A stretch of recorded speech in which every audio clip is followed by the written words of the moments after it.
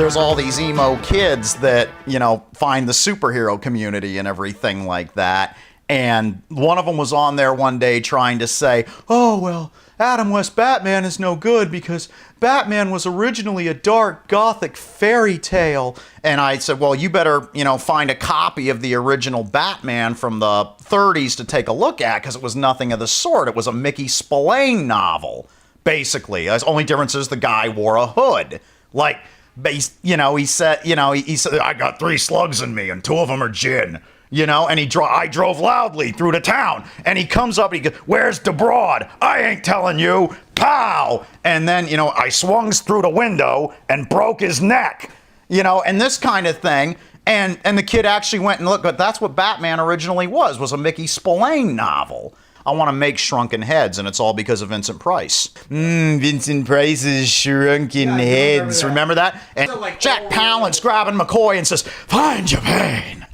Release it! The Supermobile's biggest influences are the Futura Batmobile, Mad Max's Falcon XB GT, that's why I've got the Air Ram on it, and Jack Palance. Because Jack Palance had a car collection. I remember him saying, this is Jack Palance's, you know, and he had I think it was a classic Jaguar in the show, but he turned and he says, to some people, a car is a way to be somebody. Like that, and I always remembered that stuck in my head that Jack Palance said that. Karloff isn't fit to eat my shit, and he had no problem with Karloff. That so many things happen when you're not in your gimmick. Like the other day, I was taking the Corvette to get a cup of coffee, and I saw this old guy sitting at the side of the road, and he's sitting there beating his shoes out. I mean, he's not sitting, he's like lounged back like this, beating his shoes out. And so I turned the vet around and came back and said, can I get you anything? And he says, take me to the soup kitchen. And I said, okay, get in. So we're going to the soup kitchen, which is behind this bar, go figure. And I get around the corner with him to the soup kitchen, and all of his friends are coming to and from the soup kitchen. So he reaches over and cranks my radio, and he's yelling, hey man, look at me, out the window of the car. And I drop him off at the soup kitchen. And he gets out and he waves back to me, still holding his shoes in his hand and everything. So he was the homeless guy that arrived at the soup kitchen in a Corvette. He was the talk of the soup kitchen. But a lot of stuff happens when you're not in your gimmick.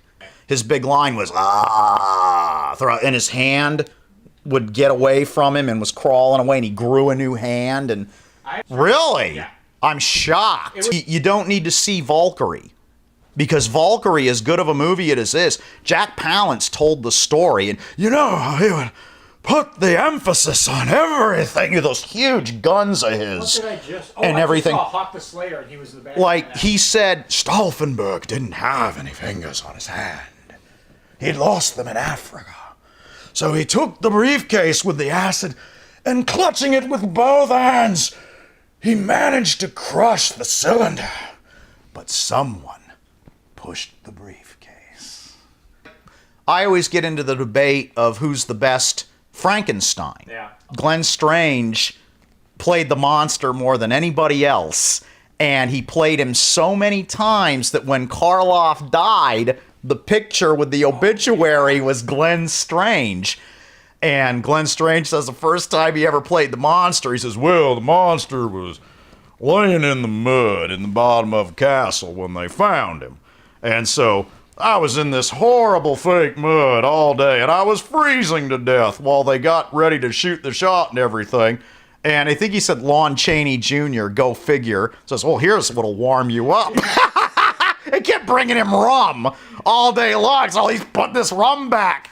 And finally they said, all right, we're ready for the monster. And everyone thinks it's Glenn Strange's genius. So he gets up out of the mud, and he takes him, he's back like this, back and forth. Oh, he was bombed out of his mind, and he's wearing the Karloff lifts and everything. So he's like, oh my God. But people, oh, it's so brilliant.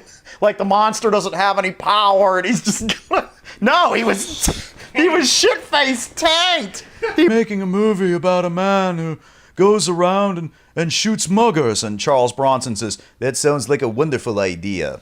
And he says, oh, you mean you'd like to be in my movie? No, I'd like to go out and shoot some muggers. Would you care to join me?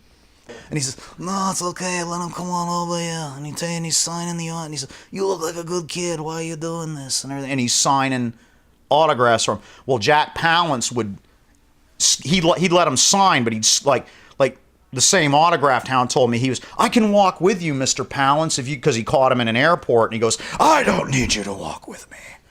And smiles at him and shit, and you're like, Jesus Christ, because this guy's arms are as big around as your head.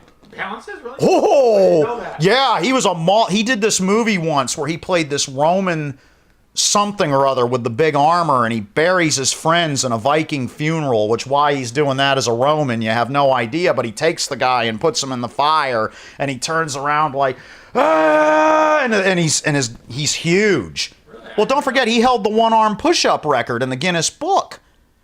Oh, yeah. Yeah, he's in the Guinness Book. Look him up. Interesting. Glenn, you have to, in Monster Zero, and he's like, this whole world isn't worth a hill of beans without love, baby, and shit like that.